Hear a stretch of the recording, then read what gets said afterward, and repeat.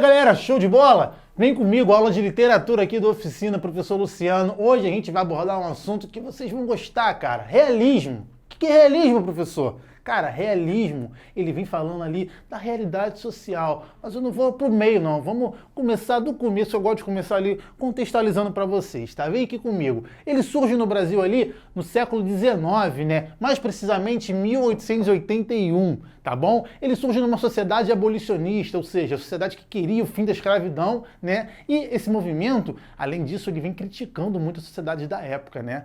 Além disso, a gente vai ter outras características aí, né? Ele é influenciado pelo positivismo. O que é positivismo, professor?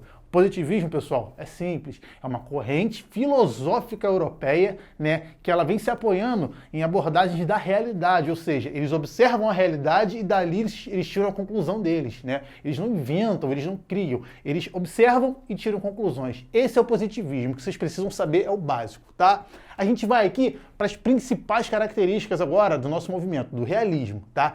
Ele vem com inversão dos ideais do romantismo, ou seja, o romantismo está aqui, o realismo ele não quer aproveitar nada do romantismo, ele quer mostrar a realidade, ele não romantiza histórias, ele fala as histórias de maneira real, como elas são mesmo, tá bom? A gente também tem um enfoque no homem, no seu cotidiano, né? As histórias do realismo, elas são focadas no homem comum, como eu, como você, como qualquer outra pessoa, né?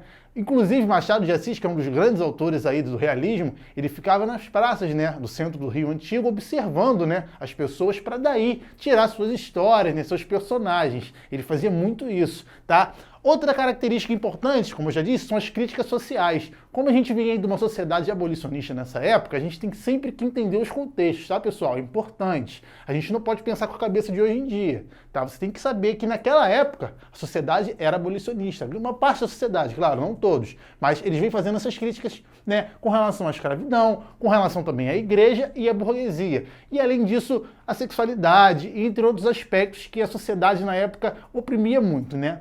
Além disso, eles vêm com uma linguagem simples. O autor realista, ele tenta aproximar você, leitor, da literatura. Ele tenta fazer a linguagem mais simples possível para que todo mundo consiga acessar, né, essa literatura. Ela não é uma literatura de difícil leitura, que você não entende as palavras. Eles falam de um jeito que você vai entender e é fácil. Até hoje, inclusive, tá? A linguagem, na verdade, ela tá um pouquinho ultrapassada, é a linguagem da época. Mas se você ler hoje, você vai entender, tá? Vou falar agora para a gente pontuar aqui os dois principais autores. Na verdade, eu queria dizer que são os dois únicos, tá? Para vocês não se confundirem na prova. Inclusive, tem uma questão da ESA, mas eu vou comentar ela um pouco mais à frente. Vem comigo aqui nos principais autores, tá? A gente tem Machado de Assis, que é o grande nome, né, do realismo brasileiro, um grande nome da literatura brasileira, né? Palmas para Machado de Assis, inclusive. É o cara que, pô, um dos fundadores da Academia Brasileira de Letras. Ele é o cara, mano. Ele era o cara de verdade. Ele tem cadeira cativa na Academia Brasileira de Letras, enfim. E a gente também tem o Raul Pompeia, que tem obras muito importantes também no romantismo. Então, se cair na sua prova lá da ESA, Machado e Raul Pompeia, tu já vai saber que é realismo. Não é romantismo, não é naturalismo, não é nada. É realismo, tá? Agora, a gente sempre tem uma polêmica, né? Nesse campo aqui do realismo. Porque muita gente fala do Aloysio de Azevedo, né? Do Rodolfo Teófilo e também do Visconde de Taunay.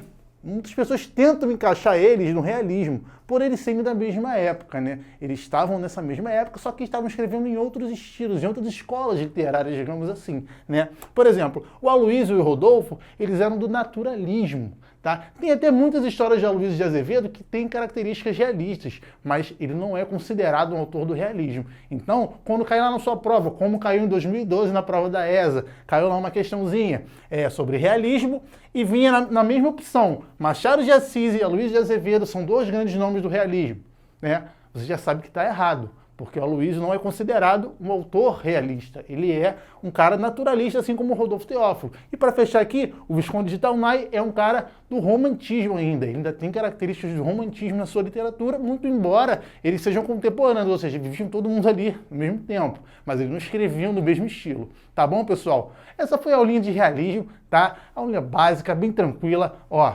estuda, grava o conteúdo.